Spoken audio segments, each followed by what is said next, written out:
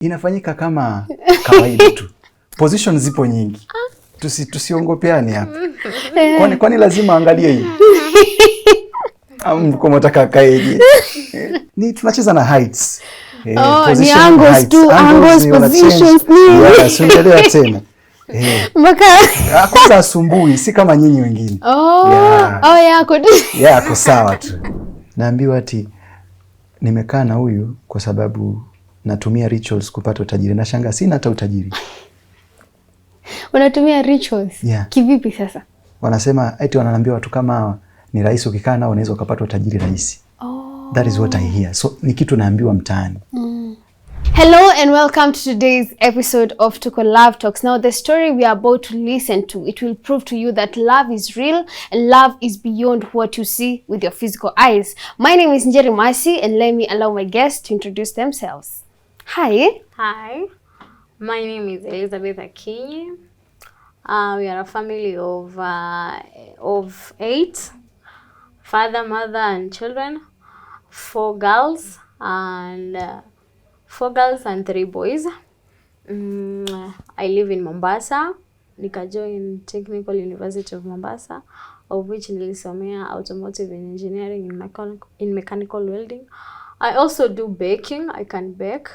You have told us that you come from a family of 8 people. Yeah. Are you the only one who is different from the rest? Yeah, I'm the only one. I'm the only one who is unique, so I appreciate. Yeah. How was that growing up with your siblings who are different from you? It's not easy, but my family inashukuru sana kwa sababu walinikubali na they show love to me, so now I appreciate tu sana. I'm called Bigboss Kenya all the way from 254 Mombasa. My real names are Austin Luganje. I'm a father. In our family, we have 5, but my dad had so many wives. Akukudenja. So, I only know 15 of other siblings, but there are still siblings that I don't know, and brothers and sisters that I don't know. We were many. All of us, we were born very well, without any difficulties, without any situation like which my wife has. Growing up was not easy. Growing up knowing that you don't have a father in the house, he normally comes when he feels because he has a roster. This week he must go to other wife. He play a role, then the next week he goes to another wife. Yes, duty roster. Every day. Yeah. So I grew up in a very hard situation, and my mom was actually not a mom that was liked by other women. I mean other mom. Co-wives. Co-wives, let me call them that. Yeah, so we were not helped. Sometimes we could even sleep hungry. It went in an extent that I was in Form 3. I had to drop out to school because I was like seeing my mom every day crying, feeling this and this, and I was like, no, I should start hustling. And I remember when I was growing up, I had this talent of like music. I was playing instruments in a very young age. It's in me. My whole family, they are musicians. So I could play guitar, I could play drums, I could sing. And whenever I sing in a very young age, people could be like, you really have a talent. So I practiced how to be a producer, music producer, and I managed to be one. So after dropping out, we are proceeding. After dropping out with school, nilikuwa chokora. Nilitoroka tu nyumbani Form 3. Nilipewa school fees 10k, nikatoroka. Nikaenda street. I was sleeping outside, nilikuwa nimevaa short. So living in the street, it wasn't easy. Because the life that we are used to, umelala kwenye kitanda na ile street, is very different. When you see someone sleeping outside, hata usiwahi kumwongea mtu vibaya. Hata kama hutaki kumsaidia, just let that person be. Because it's hard. Mimi nilikuwa nalipa 30 bob. Kwanza ilikuwa ni 20 bob. Unaenda kwa hoteli kubwa, unalipa 20 bob, unapewa chakula ya watu, mabaki.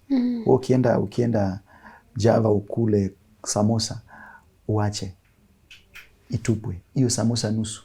Na ikiwa na pilau, biriani, sukuma, ugali, halafu napewa kwa 20 bob. Chakula ya duki. I'm a father of a boy. Big gentleman. but still growing. Okay. Yeah. Congratulations. Thank you very much. Thank you for coming. We are very eager to hear your story. Now to dive in, first things first. How did you guys meet? How was life meeting? Akikutongoza ilikuwa aje? We are here for all that. Ongea mama, usiogope. Sawa? Naongea. Hata ile mvunguni toa. Okay. Actually meet kwa ground, we were into acting. So pale tukiwa tuna act nini. Tukajuana for 4 years. Then tukaamua we keep it real. So we started dating. It's been 1 year and a half. Yeah. Oh, but you've been friends for 4 years. Yeah. Before dating. Big boss, we need to hear your version. Okay, unajua anaogopa kamera sana. At least ziko short and sweet. Hataki mambo mingi. Hataki. Mimi ndo na kiperepere kingi sana. Kwa hiyo ilikuwa hivi, mimi na yeye tunafanya acting bado. Kwa hiyo tulikuwa siku moja tuna act kwenye scene fulani. Rafiki yangu mmoja akaniambia kuna mtu namjua. Lazima aje kwenye shoot. Nikasema haya tumngoje. Sasa mimi nilikuwa na act at the same time niko nyuma ya kamera. Yeah, so mimi nilikuwa kona edit naanga kila kitu na deal mimi nazo. So akaja. Alipokuja pale akaingia nikamwona, nikamsalimia. So akachukua namba za kwangu kwa vile alikuwa anafanya nimtumie picha na video. Kwa sababu pia alikuwa anataka kupost kwa account yake. So tukajuana, tukachati. Alinitongoza yeye. Naona ameruka hiyo. Hajatuambia hiyo. Hawezi. Anaona aibu. Alinitongoza yeye. Basi na mimi pia nikaringa. Nikaringa. Na nilikuwa nimepitia sana changamoto nyingi kwenye maisha. Nikaona nisikatae na nisikubali pia at the same time, lakini nikaja nikaweka tu mawazo nikasema hapana. Let me take this action. Ndio nikachukua mpaka sasa tuko hapa hivi. Wakati ulikuwa unamtongoza Liz, nini ulikuwa umeona kwake? He's a gentleman. He's loving, caring. So nikaonelea tu just push. Yeah. Haukuogopa asiku snob? Sikuogopa, but sikuwa pia natarajia kama atachukulia positively. Yeah, nilikuwa nadhani atasema shui naye. Hai, mbona anani approach kitu kama hiyo. But akachukulia in a positive way, of which sasa ikani motivate sana. Yeah. Oh.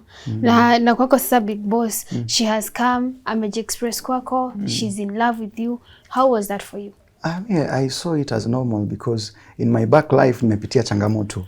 So mimi nilisema sasa nataka mwanamke mwenye atanipenda. So alivyokuja tu it's like Mungu alijibu maombi. Kwa sababu alianza yeye kunipenda, sio mimi kumpenda.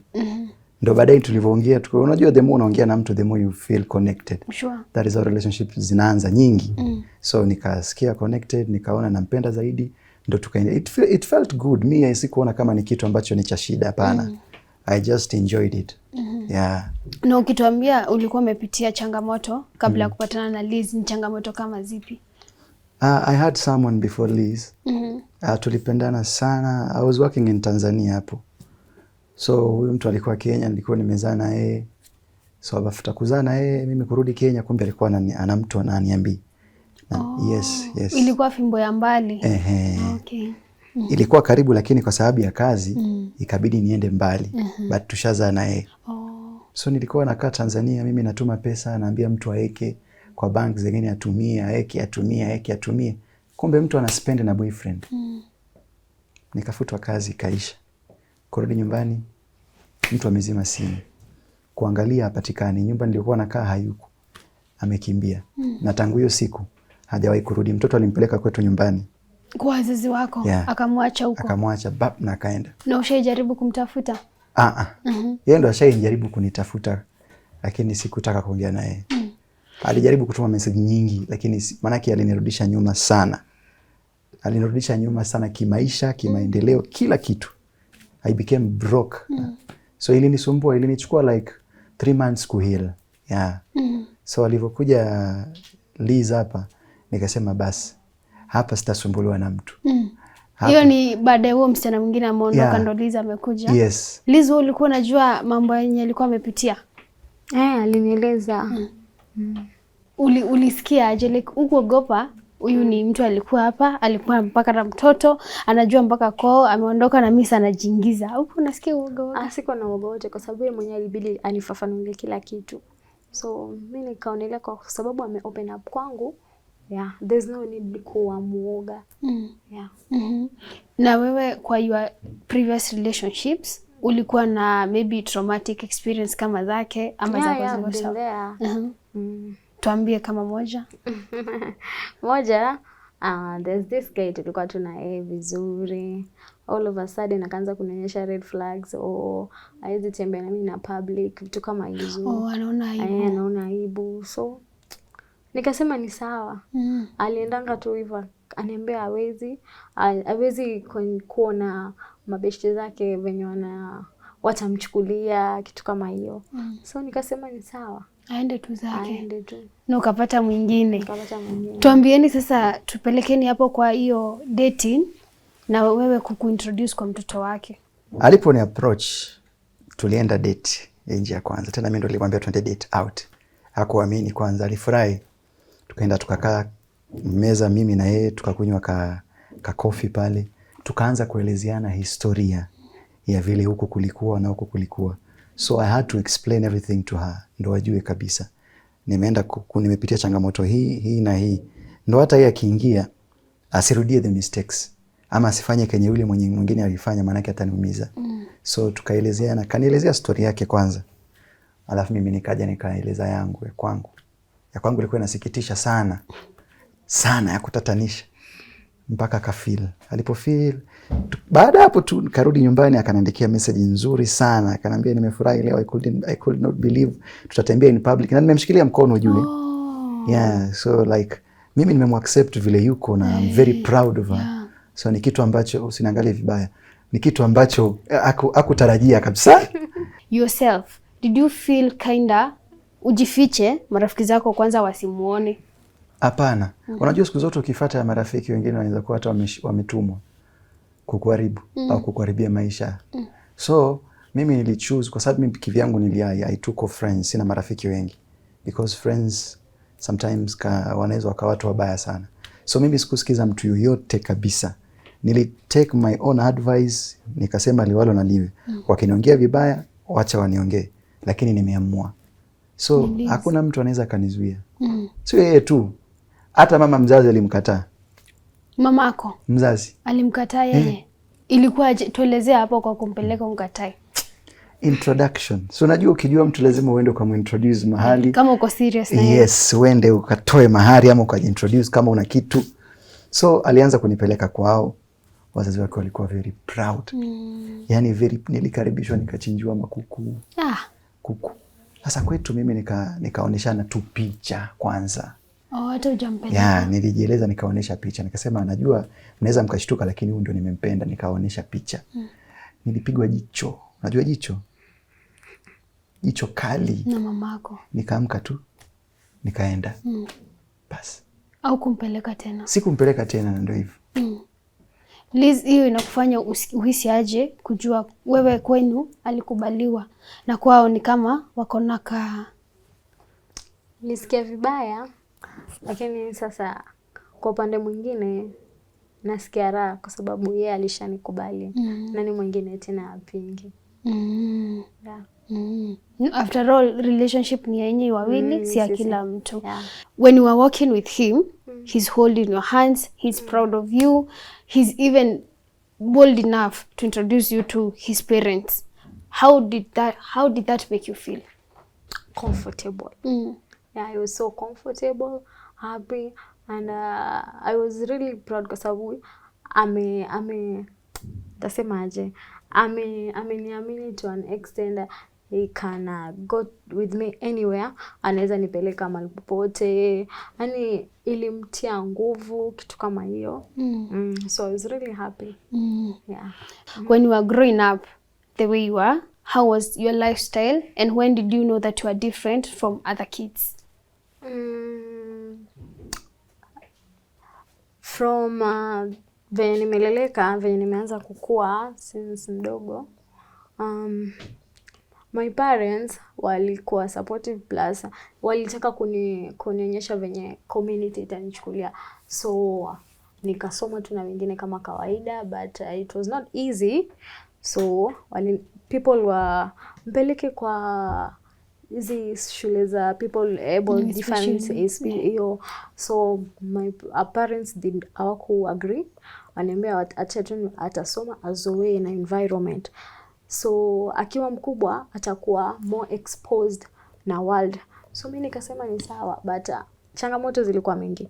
But nikakubali mimi na nilijikubali. So I had to school with other students in primary and in high school. So it wasn't easy, but nashukuru tu. Yeah. As a young child, maybe someone who's watching would ask, when did Liz realize that I'm different from Jerry, I'm different from Big Boss? Yeah, so nilikuwa nikiangalia mwingine nasema mbona huyu yako mrefu atutoshani, kitu kama hiyo. Wenye umempenda hivyo. Yeye amekuwa mahali watu wanamwangalia, kutembea na yeye kwanza unapata attention nyingine kutoka kwa watu. Sana. Nini kitu gani mtu ashawahi sema ukatamani upinduke nyuma umuulize, rudia kenye umesema? Naambiwa anatembea na mtoto mdogo. Naambiwa nitafungwa miaka 30. Huyo mtu alisema tu hivyo. Kwa nini unatembea na mtoto mdogo? Alafu nawasikia wanaongea wakiwa wawili wakicheka wakifanya utani. Nilisikia tu kugeuka nimpige mtu kibao kimoja. Lakini nikamwangalia tu na jicho, alafu nikaenda. Ni maneno mengi. Sana napata vitu vingi vya kuongelewa, lakini nashukuru zile nyingi ni nzuri. Kwa sababu hichi kitu ni kitu ambacho kijaonekana sana. So kwangu mimi mtu mwingine ataona watu tofauti mno. Kwa hiyo ni vitu vingi vibaya tu, vingi siwezi kuvimaliza. Na pale kwenye mtaani mahali mnakaa, watu wanawachukuliaje? Yaani ndo kabisa. Naambiwa ati nimekaa na huyu kwa sababu natumia rituals kupata utajiri. Nashangaa sina hata utajiri. Unatumia rituals? Kivipi sasa? Wanasema eti wananiambia watu kama hawa ni rahisi ukikaa nao unaweza ukapata utajiri rahisi. That is what I hear. So ni kitu naambiwa mtaani. Okay, kuna mahali nakumbuka, kabla sijasahau sana, kuna mahali nakumbuka nilikuwa nimealikwa kwenda sehemu na nilikuwa nimepewa kadi ya mtu na couple. So hiyo sherehe ilikuwa na restriction sana. Restriction yake kwanza unafaa uvae kala fulani, alafu hawakutaja mambo ya height wala nini. But nilishangaa sana kufika sehemu nikazuiliwa kuingia na yeye. Kwa sababu ameona tu Liz. Nilizuiliwa. Niliambiwa hiyo club iko na waheshimiwa, watu wenye maana, kwa hiyo it attract attention. So mimi nikajaribu kujiuliza, kwa hiyo watu wenye umuhimu sana, wenye pesa nyingi ama wenye mafanikio hawafai kumwona mtu kama yeye. Sisi tunaishi tukiheshimu watu ambao sisi tunaamini kuwa ni wakubwa sana kwenye hii nchi yetu ama wana utajiri fulani. Alafu hiyo heshima inakwenda mpaka unaanza kudharau mtu. Unaona? Sio kitu kizuri. Hata siku ingia ndani nilitoka. Nilikata hiyo kadi yao hapo kwa gate. Nikaambia nyinyi nao waheshimiwa wenu. Piteni na huko. Sio lazima nikae. Kwanza hata sijakuja kutoa mchango wote, nikuja kula tu na kurudi. Kwa hiyo sikuona maana ya kukaa pale, nilitoka. Hiyo ni changamoto, nilitoka tu, but nilijisikia vibaya sana. Hata yeye mwenyewe akufurahi. So unaona kitu kama hicho inabidi sasa. Nasikia. So inabidi muda mwingine unamtoa tu au utaende swimming ama unaamua kumpikia. Mimi nampikia gasi zingine chapati. Ama chef pia bado. Nampikia chapati, hawezi kupika. Sana napendwa huyu. Nampikia chapati maharage. Maisha uswazi, yani maisha Swahili. Naye pia anakula sana. Tusimuone hivi. Wewe dada. Sisi ni mtu wangu. Please. Nafanya support. Kula tu. Never disappointing. Hiyo shughuli anaielewa vizuri. Na yako sawa. Anakula alafu tukule baadaye tena. Ama nimuulize baby, nataka tule ndo tule ama tule ndo tule. Ndio. Naelewa. So wewe unakula ndo kule ama kule ndo kule? Siwezi kula na njaa. Tukizoea maliza una homa. Viungo vinauma vyote, so lazima ujipump na chakula vizuri. Ukiingia kule mechi inaanza. Bao ni draw. Hakuna chini. Na akimaliza amechoka, amesweat. Cheka kabisa. Alafu imagine, unaona? Hata unaangalia najizuia sana kwa usijizuie mama. Kisa nini? Nakemea hiyo pepo. Niache mapepo mengine ni mazuri. Sio mabaya. Unajua nikianza kuimai tuendelee. Okay. Ndio hivyo. So nampikiaga chakula, nambeba. Mimi nikiwa naye napenda kumbeba. Hata nilipoamua kumweka public, like niliona hapana. I don't know how to express this love iwe zaidi ili ajisikie ni kama amekubalika. I have to go beyond. Ndio nikaamua sasa kumweka kwa wazi sasa kwa social media, kila mtu amuone. Naone ule upendo. Ndo hata watu wengine ambao wanaishi na condition kama yake wapate motivation ya kutoka nje na kufanya hivi, because I'm very sure hakuna mtu mwenye situation kama yake anakuja kwenye kamera na mtu wake. Si rahisi. Si rahisi mkute tu amepiga picha na mpenzi wake, eti wanakisi, wanafanya challenges. Wanafichwa. Wanafichwa yani kama gesi. Lazima ingie jikoni ndio ipate. So nilifanya hivyo kuelimisha pia watu na waone pia upendo. Na hata kwa watu kama sisi wenye umepata mtu kama yule, usiogopi kutembea naye pale ama kufanya kitu naye. Comment za mbaya ni nyingi. Kama kwa social media, unaweza kupata comment 1500 ni mbaya tu. Mtu anakuambia umependa doli. Wanamuita doli. Sasa ni kitu gani hicho? Mtu unakaa tu unafikiria, umekaa tu kwenye nyumba yako unafikiria tu, yani huyu mtu ni doli. Kivipi? Hayo ni mambo ambayo sio mazuri kabisa. Na mimi hayaniumi. Lakini nashangaa tu watu, yani kuna watu wengine wanaweza kuona mtu amekuwa mkubwa miaka 40 lakini akili ni ya miaka 5. So inabidi tu mambo ya mtandao ni ya mtandao. People enjoy watching comments, wacha wa enjoy. Liz, do you read those comments? Yeah, I do read. Ni gani yenye ushaisoma ikakuweka chini sana? Mimi hakuna comment wewe kanga chini. Hiyo ndio kuanga tiketi yangu ya motivation na kunitia nguvu. So lakini ni gani ushaisoma haikukuweka chini lakini ukashindwa huwa ameandika hivi aje? Alisema amerogwa. Au yeye akusema umemroga. Oi. Nakumbuka umependwa tu. Wewe hata una ubaya. Yeye kwanza wewe wajibu. Mimi usijibu comment. Yeye anaenda kijibu. Ukiwa kwa account yake unapata amejibu comments. Hawaeki? Mimi nikijibu ni ile nimesikia God bless you very much. I love the way you love your wife. Nikisikia hivyo nasikia umenibamba. So najibu thank you. Lakini za negative. Nacheka. In fact mimi wanacheka. Because mentality za watu ni tofauti sana. Yani hao mimi nashangaa how we think. That's why inakaa tunacheka, zingine naziangalia, zile mbaya naziangalia, nafikiria mara mbili alafu nasema ni ya dunia tu. Haya ni mapito. Maana tukisema tutasikia vibaya, hatutoacha kusemwa. Mpaka ile siku Mungu anatuchukua tutasemwa tu. Itabidi tumezoea. Nimezoea, hakuna namna nyingine. Wow. Na wewe Liz, wanakuambia aje? Kwangu mimi hakuna tatizo, but maneno mengi inakuja kwake. Cause utapata mwingine anasema alirogwa ndio kwa maana ako na mimi. Kitu kama hiyo nilimroga. Wewe ndio umemroga ndio kukubali. Kwanza ikiwa consider you are the one who asked him first. Unasema bas. Huyo alimuendea. Alimwendea kwa babu.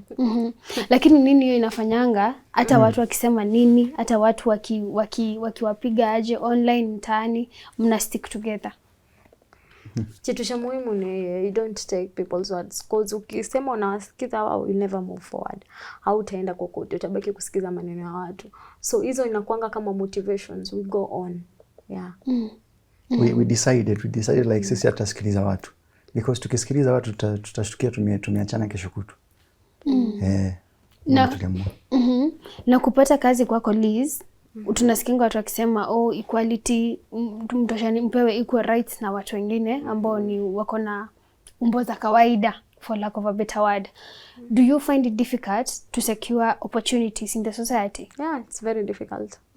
Considering my situation, it's very, very difficult. Me particularly nimefanya automotive engineering in mechanical welding at Technical University of Mombasa. So finding work imekuwa changamoto sana. Cause there's this time I remember after nimeshamaliza kozi yangu, I had to go and secure a job mahali opportunity ilikuwa imetokea. So kwenda pale nimeona wame advertise they need this and this, so nikaenda na documents zangu kila kitu. Nilipofika pale hakungoja, ananiambia tu nafasi imeisha. Hakuna nafasi, imeshachukuliwa. And still bado ilikuwa bado. We were like 3 to 4 people when tulikuwa tumeenda. So it was the first one. Kufika pale nikaambiwa kazi hakuna, imeisha. So I had to go. Kwenda tu hivi mwingine akaitwa.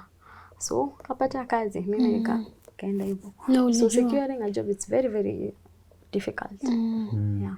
Na kwa society, how bad is the situation? Sisi tunachukulia aje watu wenye wameumbwa tofauti na sisi? They take us sijui kama nini. And they don't take us as human beings, considering our height, situations yetu. Wanaona ni kama sijui tumelaniwa, kitu kama hiyo. They don't take it in a positive way. Yeah. Now we want to dive into marriage. You are married, right? Yeah. How was your marriage life? Hizo siku za kwanza nini wewe mliingia kwa ndoa ukasema tu sikujua kuna kuanga hivi ndani ya ndoa? We start with Liz as the wife and then we go to Big Boss. Kwa ndoa it wasn't easy considering my situation, kazi za nyumba and what. Imekuwa ngumu because at most the time anaacha kazi abaki na mimi kwa nyumba nisaidie. Na so unapata saa zingine itabidi tu aende cause inabidi atafute ndo tuje tukule. Yeah.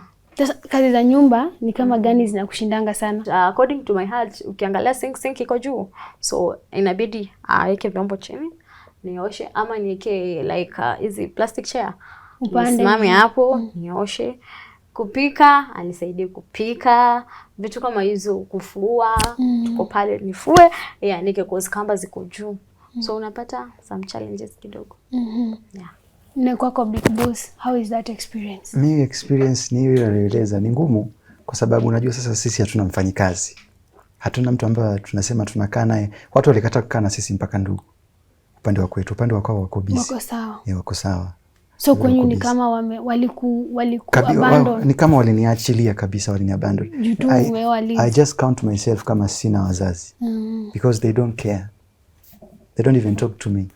Just because of Liz. So ilikuwa ngumu. Liz hawezi kupanda kwa meza ya kwa sink akaanza kuosha vyombo. Hawezi hata kuweka curtain. Hawezi kufungua dirisha. Yani kila kitu lazima umfanyie. Kuna mtu mwingine ataweza ona hiyo kama ni burden kwake, right? Yeah. Ataona sasa huwezi jitegemea. Wewe ndo ukuje uzoe sasa, useme this is my wife and this is how we are going to live and this is our family dynamic.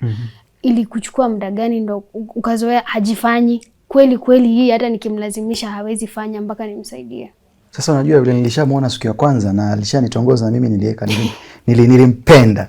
So nikaamua tu nimemkubali. So I knew hayuko sawa. Ako na changamoto. So hiyo changamoto mimi nilibeba kwa kuwa nampenda. Unajua ukishampenda mtu, you don't care. Whatever situation utakuwa tu na yeye tu bumper to bumper. Utakuwa unamwangalia, utakuwa unamkea kwa sababu sasa mimi haikunichukua sijui muda mwezi mwaka, ili nichukue hiyo siku kumzoea. Ile siku alikuja kwangu kukaa. Na mkakuwa tu sawa. Tukakuwa tu sawa. Yeye mpaka kitandani lazima umweke.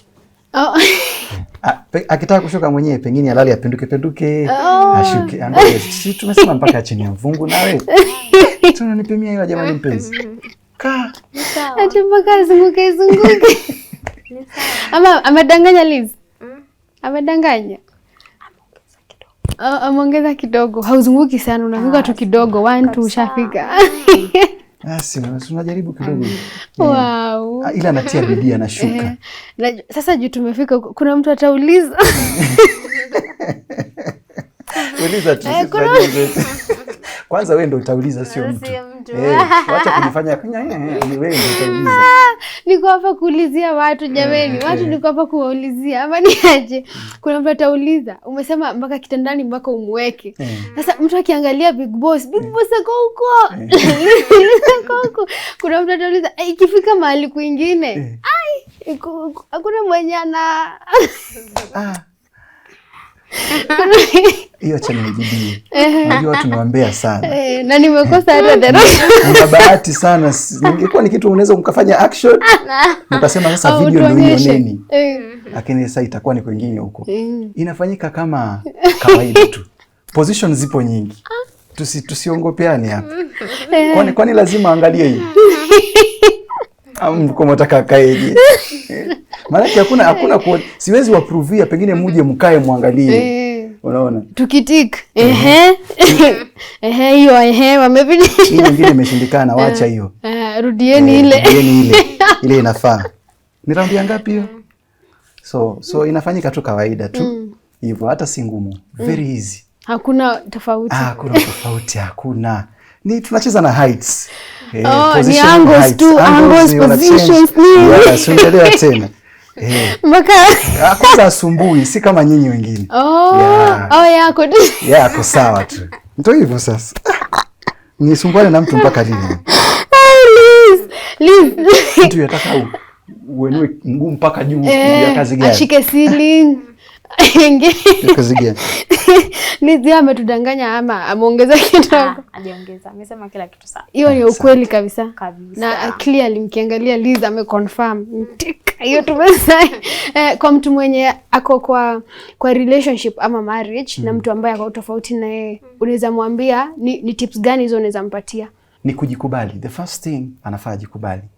Unajua you might see yourself kama uko different, uone ni kama hapana. Yeye mwenyewe atasema ama nililaniwa. So ukishajikubali tu, other things are additional. Kujikubali. I'm the way I am, not because I'm cast or my parents did so and so. Kulingana na vile watu wanaongea, najikubali, I'm like this because Mungu aliniumba nikiwa hivi. So I have to accept myself with this condition and learn how to live with it inside me. Kwa sababu nisipolearn how to live, nitaogopa hata kwenda nje. And where will you go? You won't even walk. Yeye alikuwa anaogopa kutoka nje mpaka amenenepa kwenye hawezi kutembea. Na tunafaa nimfanyie masaji kila siku mama. So hafai kuogopa, anafaa tu kujiaccept. That is the only advice naweza nikampatia mtu mwenye changamoto. Venye amesema kujikubali ni kitu muhimu sana. The moment mtu umeshakubali, hakuna kitu yenye itakuhold. Plus ukiangalia the future ahead of you, hakuna kitu yenye itakuhold. Umepata Big Boss kama ako na mtoto. Ilikuwa aje rahisi kwako sasa kuzoea kukua mama kwa huyu mtoto? Ni rahisi aje na ni ngumu kiaje?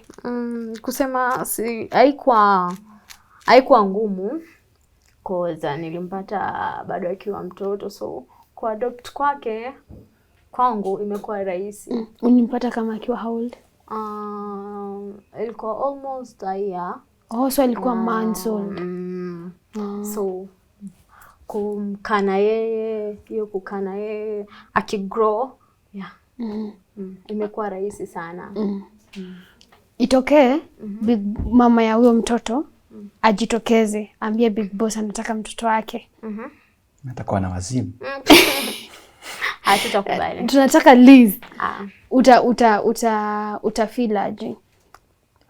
Sita feel poa, but since ni mtoto mwenye nimeshazoeana naye, itaniweka chini, but akisema anataka mtoto, sijui kwa upande wa Big Boss kama atakubali, but nitajibu. Tena itamfikia. But mimi naweza sema amwache tu mtoto for now, tukae tu naye since tushamzoea kama wetu. Mimi aliacha mtoto akiwa mchanga na mimi sikufikiria mara mbili. Mimi napenda watoto sana. So nilisafiri nikaenda nikamchukua mtoto wangu. Nikasema nitamlea peke yangu. So you can imagine nachukua mtoto nafanya kazi ya nduthi. Nikienda kazi ya nduthi nafaa nimlipe mtu akae na yeye. Ni mdogo. Mimi naendesha bodaboda na ni mdogo. So nilikuwa namnyonyesha maziwa. Na ndio maziwa nachemsha namnyonyesha kwa sababu mimi sina nini. Mimi mwanaume. So nikang'ang'ana ndo nikampata yeye. Kwa hiyo akikuja ati vile ataka mtoto, nitamuuliza mtoto yupi? Wa nani? Anatoka wapi? Siwezi. Yani atarudi vile vile alivyokuja. Mko sawa kama familia? Si tuko sawa. Haizi rudi, atarudi wapi? Nani atamkubali kwanza? Hapo mlangoni akiingia anaweza kaeka nuksi ndani ya nyumba yangu. Kama alimkataa Big Boss, nini alikataa pia mtoto? Kukana mtoto si rahisi, ni kama unajidani mwenyewe.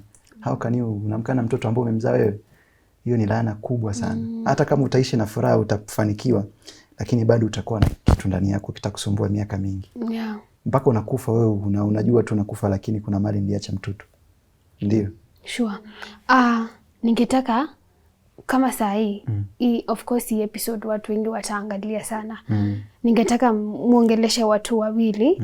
Unaweza aje ambia saa hii wazazi wa Liz wenye walikuwa kubali, wakawa embrace na wakabariki ndoa yenu, na pia wangekuwa saa hii wazazi wa Big Boss wanaangalia, ungetaka wajue nini? Tuanze na wa Liz. Mimi ningependa kuwashukuru na wawe example kwa community na kwa watu wengine. Wa embrace na wakubali wakubali wetu kama sisi kwa jamii. Wasiangalie changamoto zetu, wasiangalie maumbile zetu, watukubali, kwa sababu mapenzi haiangalii muonekano wa watu. Watu shike mkono na watukubali. Bigboss. Unajua kuna wakati nilisikia mwanadada mmoja aliimba nyimbo inasema mapenzi hayana mwenyewe, unaweza penda. Sasa alisahau kuweka kitu kimoja, unaweza penda mfupi ama mrefu. Angeweka hiyo, hata mimi mwenyewe ningesikia raha. So kwa wazazi wa Eliza, mimi nasema asanteni sana. Kiukweli mmenitunzia kiumbe ambacho sijawahi kukiona tangu nizaliwe. Kwangu mimi ni furaha, kwa sababu nahisi ni kama nimepata amani ya moyo. Unaona? Kwa jinsi alivyo, mimi nimemkubali, hata nyinyi wenyewe mnajua. Na kwa kumkubali mimi imefanya mpaka nimeona mambo mengi mazuri, kwa sababu nafanya kwa moyo. Nafanya kwa moyo. So asanteni sana, nashukuru. Na kwa wazazi wangu, endeleeni kunichukia tu, sina shida. Ila sintoacha kumpenda kwa sababu mlinizaa. Hiyo ni vibaya sana. Asiwezi kuacha mtu kwa sababu mnanipangia. Sasa mkiniletea jambazi akiniua, alafu kesho munizike, mtasikia raha mkinichangia hela nizikwe. So siwezi kumwacha. Ile ndo neno langu la mwisho, na sintogopa kusema hivi kila siku. Nashukuru. Na pia wengine ambao mnajua watu kama hawa, wakubalini. Msiogope, kwa sababu pia ni watu kama sisi, ni binadamu kama sisi, wana hisia kama sisi, wana upendo kama sisi. Kwanza upendo wao ni wa juu zaidi. Msianze kukataa kutembea na wao, msianze kukataa kumwambia ati mimi siwezi kutembea naye public kwa vile wewe ni una ulemavu fulani. Hapana, inaonekana vibaya. Mtu anaweza akakuwa hata depressed kwa sababu atajiuliza maswali, kwa nini society inikubali? Kwa nini kila mtu nikimpata inakuwa hivi na hivi? So unashangaa mwisho wa huyu mtu ni kujiua. Na kishajiua, what next? So inafaa wajifundishe. Hayo tu ndo nitaambia watu wanaonisikiliza, wanaoniona, na hata wazazi. Na Liz, unaweza taka wajue aje wazazi wa Bigboss? Shasema kila kitu. Cha muhimu ni wakubali, wasiwatenge, wa motivate, kwa sababu depression it's real. It's very real. How bad is it? Inaua kwa sababu the moment they don't, wanawatenga wale watu, wanajaa mawazo mengi, mafikira mengi. Kwa nini community haitutaki? Kwa nini community haitupendi? Kwa nini wanatuchukulia different? Kwa nini are we not human beings? Unapata wanajaa maswali, wanajitenga, ndio unapata watu kama hao kutoka kwao ni ngumu. I've seen it. Nimekuwa na mmoja over lately, tumekuwa tukiinteract, cause amejitenga, anaona ni kama hapendwi. So the community and people out there wanafaa wa embrace, washike mkono, wa motivate, ndo wasishikwe na depression kwa zinaua. Kuna mtu sahi akiangalia atasema Bigboss ulikuwa umependa mtu ambaye ni wa kawaida hapo awali na mkapata hata mtoto. Atasema sahi huyu anachezea Liz, ndo Liz amlelee mtoto. Unaweza taka kumwambia nini? Huyo ni mtu mwenye ajala, ana njaa na mawazo yake ni finyo sana. Sasa wewe utasema hivyo nimchezee. Nawezaje kumchezea kwa nini unaishi na mimi ndani ya nyumba yangu kila siku, najua nitokapo na nirudipo? Huyo ni mtu mwenye ana njaa. Na amelala njaa. Kwa hiyo anatafuta tu jinsi ya kujipoza njaa ili matumbo yasiume. Mimi siwezi kumchiti, siwezi kuwa naye kwa sababu eti nataka nimchezee nilee mtoto. Mtoto nilimchukua kabla hata sijampata na nampenda mwenyewe. Ndio. Wow. History yenu ni smart sana. Na napenda venye mnapendana na venye mna gel together. Sasa sahi nataka muangaliane. Kabla ya hapo, mnaona kuna kitu ambacho mngetaka kusema ambayo hatujataja bado? Tutasema tu. Kama kuna kitu, tutasema. Tunajua tukiongea pia tunapata ile motisha. Unaona, si ndio baby? Kabisa. Tunataka kujua nyinyi as a couple, what do you do for fun? When you're not working, when you're not at home, what do you do for fun? Mimi napenda outings, mwenye anajua. Anitoe tu. Wewe. I really appreciate. Napenda outing. Napenda kujibamba. Nyinyi huwa mna party? Like mna dance? We go clubbing, we go everywhere. Sasa kwa club, Tucholeeni taswira. Kwanza tukienda club ambayo iko kwenye gorofa, nambeba kwa mgongo. That is what I normally do. Nikimbeba kwa mgongo napata naye sasa anadansa hapo kwa nini hiyo? Kwa mgongo. Hapo kwa mgongo nampeleka namkalisha kwenye kiti cha juu stool. So tukikaa kwenye stool na mimi nakaa kwenye stool, basi akitaka kucheza namshukisha chini. Hapo chini unavomuona hata kama utamwangalia hivi. Si watamgonga. Hawezi, hatuendi club hizo za watu ambazo wanagonga za kegi. Sio za kegi jamani, hata kama hatuna hela. Ndio hatuna, lakini hapana. Mnda mali kumetulia. Kumetulia, watu wawili watatu wanacheza hapo. Tunaenda. Napenda club za rumba. Unajua back then I was working with rumba band. I was singing, I was a producer. So napenda kwenda kukaa but niliacha. Sababu hiyo kazi ilipi sana. Hailipi. Unaweza kaenda huko kwa shangao umekesha huko umepata 700 1000. Inakulisha nini? So niliacha. So tunaenda clubbing. Lizo unapenda kudance? Sana. Simona hivyo dombolo huyo. Na anapenda chakula kama gani? Huyo. Sema mama. Acha tusikie nani ajui mwenzake. Haya, anapenda nini? Hata nimeangalia kando. Anapenda sima samaki. Sima samaki. Kala yake favorite ni gani? Kala yake favorite purple. Na mbona Big Boss atukonfirm kama Lizzy anapata? Mimi msije ukaambia anampiga jicho sana. Sasa niangalia kando ndio aseme mwenyewe, msije mkasema tunapangana. Anapenda purple favorite kala yake. Haya, anaogopa nini sana? Hapo kuna dukuduku. Hapo kitu gani ukimfanyia anakasirika sana, hawezi kusamehea? Unajua hii nikimfanyia hii kunisamehea ni ngumu. Nikikataa kutoka na yeye. Yeye anakasirika kabisa. Why? Hata niseme excuse gani? Mpaka utoke. Unajua samani nimekuwa mimi sasa ndo mtangazaji hapa. Pole. Unajua sasa akikaa ndani anakuwa na mawazo. So anafahamu muda wote akitoka. So inabidi nikitaka kutoka naye na nataka changamke nampeleka sehemu kama kuswim. Pia kuswim huyu samaki huyu. Nitawatumia video. Samaki huyu anaswim vibaya sana. Hata ananishinda. Akishaingia unaweza ukafikiri sijui ndege hapa. Ana smile. Kwa in love guys. She's in love. Haisaidika saa.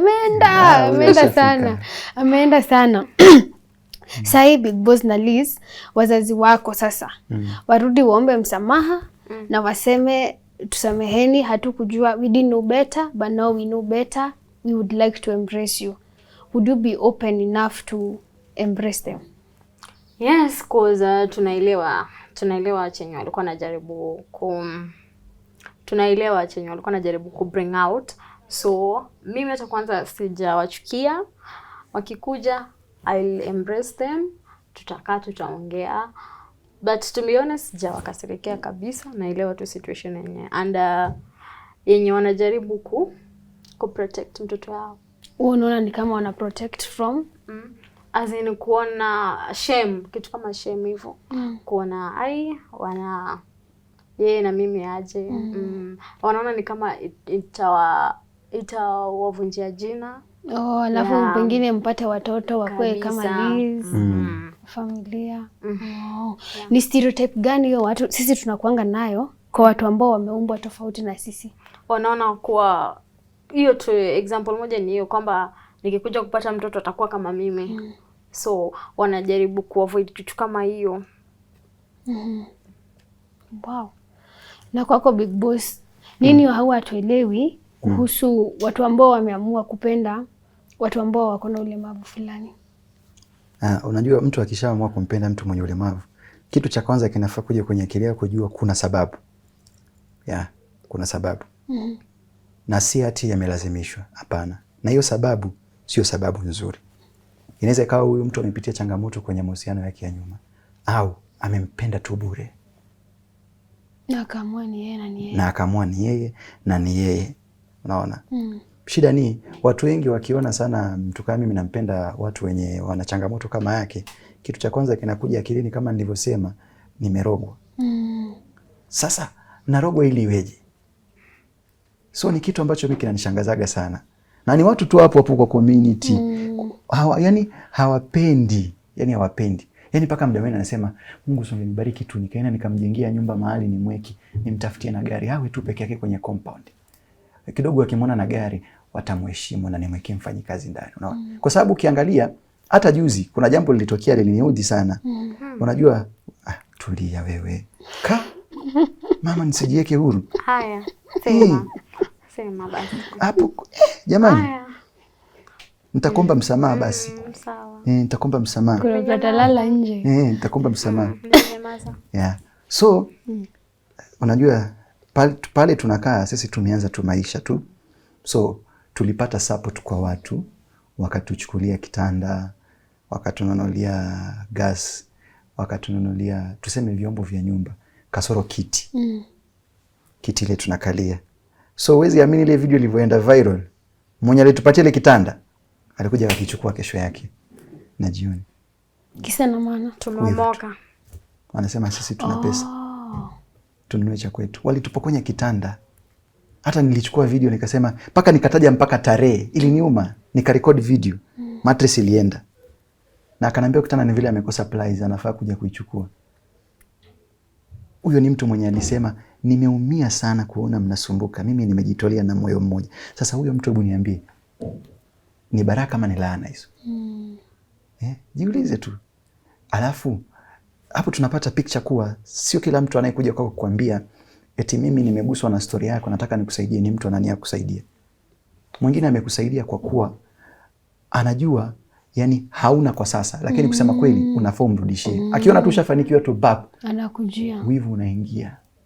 So imagine mimi hata sijafanikiwa, mimi napenda kusema tu kweli. Niko tu kawaida tu. Nafanya kazi ya bodaboda lakini mtu akona nimevaa hivi anasema mimi bosi. Amna, napenda tu kuvaa. Umepiga pasi. Napenda tu kuvaa nipendeze. So alichukua hicho kitanda na mimi nikasema isiwe kesi. Sasa kiti changu ni cha L. Tunalala kwa kiti. Kiti changu ni cha L. Huyo anachukua kiti chake na mimi nachukua kiti changu. Sasa haya, swali lingine hilo. Wewe alafu wewe. Sasa mkichukua kiti chako na kiti chengine na sisi bado tunangoja list tuangalie. Amoni. Sasa si ni mapenzi ya Mungu hayo? Mimi kwani nitaenda kwa mganga ndio apate mtoto? Kiti huku na kiti huku, mbona kiti huku? Kile kiti cha L kinajikunja mara mbili. So inabidi mshikanishe katikati. Tulale lakini lazima kila mtu kutakuwa na gap. Kwa sababu nikisema nilale pale kimeunganishwa naweza nikajikuta niko chini. Unaona? Lakini kiko pamoja lazima alale kwenye kifua. Lazima alale kwenye kifua. Lazima tu. Lazima. Asipolala hapo. Basi tutaamka, hatutalala tutakesha. Kwa hivyo kwa saa hii mtu mwenye anaweza taka kuwasaidia nyinyi, anaweza wapata wapi? Pengine biashara. Umesema kama huyu alikujia mattress zake na kitanda. Kuna mwingine anaweza kuja tu genuinely anataka kuwasaidia, atawapata aje? Pengine sisi tunapatikana Mombasa. Atandeska anataka kutupata zaidi tumpe namba ya simu. Na social media. Na social media zote. At least pia sisi tutafurahi kwa sababu kwa sasa tunahitaji mkono sana. Sio rahisi lakini tunashukuru Mungu. Na tunajua yote ni mapito yatapita. So anaweza kutupata pengine kwa simu na social handles anitafute tu kwa Bigboss Kenya everywhere. Bigboss Kenya. Haina underscore, ina space. So ni Bigboss Kenya. Yes, pengine kama utaniruhusu nitaje namba ya simu. Pia nitataja. Okay. Namba ya simu ni +254 705 84 64 73 +254 705 84 64 73. Italeta jina Austin. Kwa hiyo ulia na support. Mungu akubariki sana na akuzidishie sana. Sisi msaada wote tutashukuru, maana shida ni nyingi, hatuwezi chagua tunataka hiki wala hiki. No, chochote tunapokea tu. Harusi ni lini? Hiyo harusi si ni pesa. Tunataka tukuje tukatike tuone sasa Liz live. Leteni mchango tu wale. Hakuna kutafuta tarehe wakati hata hatuna mchango. Kwani tunakula mawe? So kukiwa na hela harusi itafanyika. Lakini kama tujafunga harusi, si Mungu atubariki na nyumba kwanza. Kweli. Si Mungu atubariki na sehemu ya kukaa, at least watu wasitumwa. Kwa sababu kesho kutwa nikikosa rent na nimefanya harusi, si nitafukuzwa kwa hiyo nyumba. ama niambiwe wewe si ulioa inamaanisha una uwezo sana. Na pesa. Kwa hiyo mimi ningependa ni vitu viende step by step, tufanikiwe hata tupate sehemu, tukae, tukishakaa harusi tunaifanya. Tunakuja tu huku tunasema sasa tunataka kufanya harusi. Kujeni. Nashangaa tu watu wanatokezea. Kwa lakini tunatamani sana, natamani. Mimi nataka nifanye harusi yenye haijafanyika. Tena itaoneshwa mpaka kwenye ma TV. Wewe acha. I'll make sure. Utaita wazazi wako? Wa nani? Wako. Mimi? Wataona kwenye view sasa. Wakijisikia kuja wakuje. Sio lazima wazazi ndio harusi. Baraka zao kama sasa hivi hawajanipa baraka, ndio siku ya harusi watanipa baraka. Hawatanipa baraka wote zaidi. Unajua mzazi naye akikutamkia neno chunga sana. Ndio maana sipendi sana kukaa nao kwa ukaribu sana, kuavoid kukosana nao. So ni bora ninyamaze kuliko nijibizane na wao. Na avoid na waheshimu hata kama amenikosea. So at this point, before we conclude this episode, we would like you to look at each other and you tell each other the sweetest words you would think of. Tutaanza na ulisema ladies first, ama the same tuanze na husband? No. Ladies first. Tutaanza na Liz, alafu sasa Big Boss. Look at me. I look at you. Okay.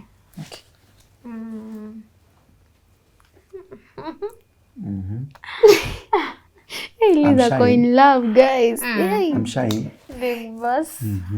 Mume wangu, mpenzi wangu, mahabuba wangu, lazizi wangu, nakupenda.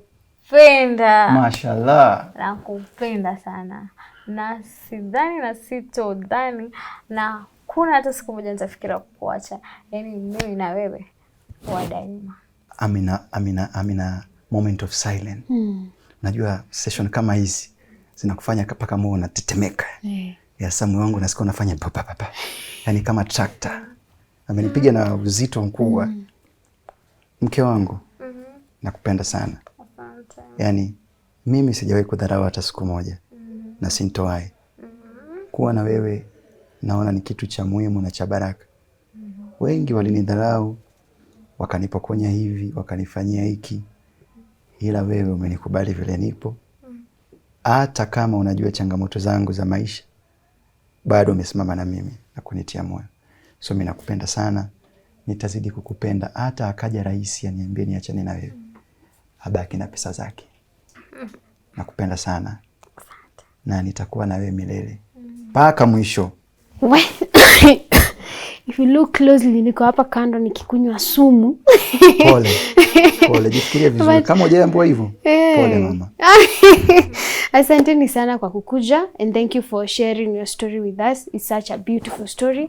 Na we create awareness about a lot, us staying with other people when you are able differently from us. And to you, our viewer, you can tell us on the comment section below what have you learned on today's episode, and also they have given their details if you want to reach them out for business, for help, or maybe unapitia shida kama Liz and would like someone to encourage you. You can also take those details and reach out to them. Make sure you watch this episode, like and subscribe. Until next time, my name is Jeremasi. Keep it Tuko Love Talks.